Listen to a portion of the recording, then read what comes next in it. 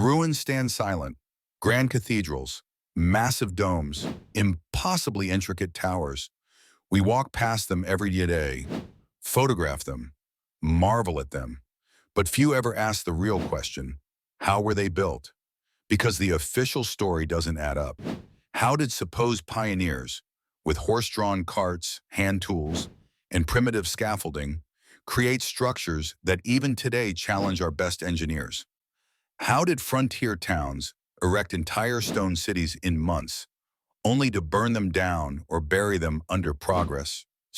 And why do these buildings seem to resonate, not just visually, but vibrationally? This isn't just lost architecture. This is the forgotten science of Tartaria, and it points to a technology that changed everything. Let's start with the basics. Tartarian architecture isn't defined by style. It's defined by function hidden in beauty.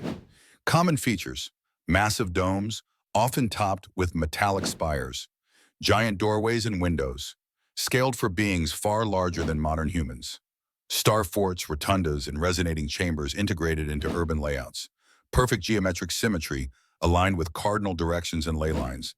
Use of conductive materials: copper, gold, silver, not just for ornament, but energy transmission. These weren't just artistic flourishes, they were machines. Domes and spires weren't just decorations.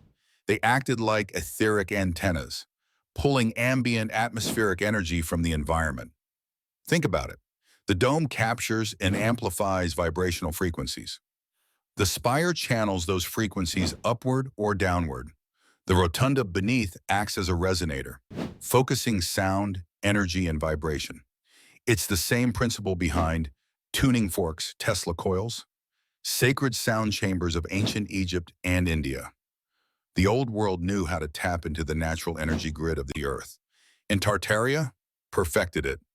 The world fairs of the 1800s were full of Tartarian architecture, structures that looked impossibly grand, gigantic palaces made of stone, copper, and marble, cities filled with temporary buildings more durable than modern concrete, giant reflecting pools and fountains powered without obvious plumbing. And then it was all demolished, burned, buried, erased. Why? Because these structures didn't just defy gravity. They defied dependency. They offered free energy, decentralized power flowing from Earth itself, a world powered by resonance, not combustion. And that was a threat to those who built their empires on oil, coal, and control. Now let's talk about sound. Many Tartarian structures feature acoustic domes with perfect sound reflection, giant organs and musical instruments integrated into churches and government buildings, sacred geometry layouts that amplify specific vibrational frequencies. Some researchers believe Tartarian cities weren't just built for energy, they were built to harmonize human consciousness. Vibration, resonance, healing. Imagine living in a city where the very layout of the streets, buildings, and fountains tuned your body to a higher frequency. Imagine a world designed to heal, not to exhaust.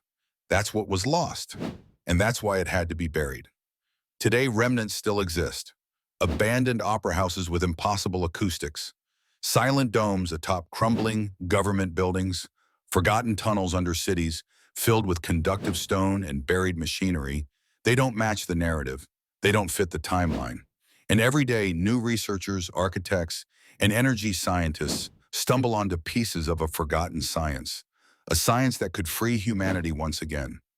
Tartaria wasn't just an empire of land, it was an empire of energy, an empire of vibration, an empire of balance between earth, sky, and mankind. And the ruins left behind? They aren't ruins at all. They're blueprints, waiting for those with eyes to see and ears to hear. Next time on Beyond Official Records, the ground shifted, the city sank, and history was rewritten. Mud flood, the disaster that buried a civilization in plain sight, coming soon.